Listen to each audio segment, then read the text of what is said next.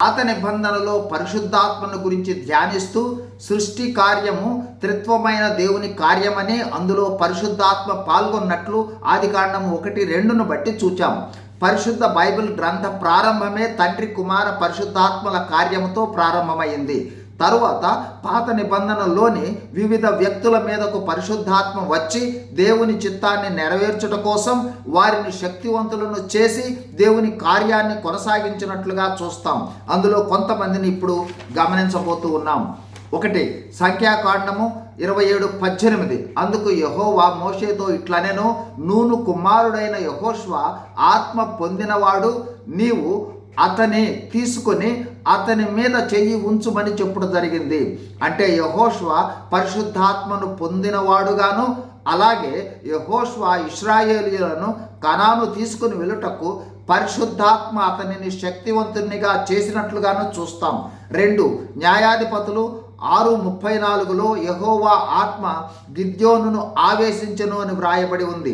అలాగే న్యాయాధిపతులు 13:25, 14:6 ఆధారంగా సంసోను యెహోవా ఆత్మ కలిగి ఉన్నట్లుగా, ఆత్మ ప్రేరేపణ ద్వారా వారు శక్తి కలిగిన కార్యాలు చేసినట్లుగా చూస్తాం.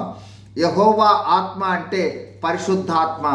3 నిర్గమకాండము 31:34 ప్రకారము దేవుడు బెసలేలును ప్రత్యక్ష గుడారములోని విచిత్రమైన పనులు చేయుటకును, ఇతర నగిషీ పనులు చేయుటకును, జ్ఞాన వివేకములను, పని నేర్పును చేయునట్లు ఆత్మ పూర్ణునిగా చేశాను అని మోషేతో అంటూ ఉన్నాడు. దేవుని ఆత్మ అంటే పరిశుద్ధాత్మ.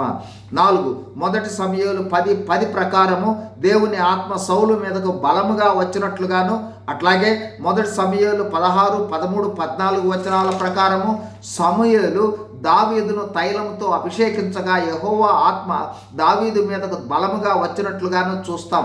యెహోవా ఆత్మ అంటే పరిశుద్ధాత్మ. సౌలు దావీదులను రాజులుగా, ఇశ్రాయేలీలను నడిపించుటకు పరిశుద్ధాత్మ శక్తివంతులుగా చేసినట్లుగా చూస్తాం. ఈ విధంగా పాత నిబంధనలో దేవుని ప్రణాళికలో ఉన్న వ్యక్తులపై పరిశుద్ధాత్మ వచ్చి దేవుని చిత్తాన్ని నెరవేర్చి దేవుని కార్యాలను కొనసాగించినట్లుగా చూస్తాం.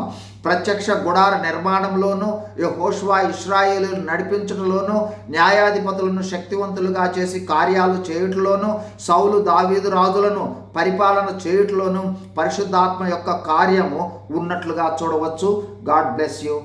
Thank you.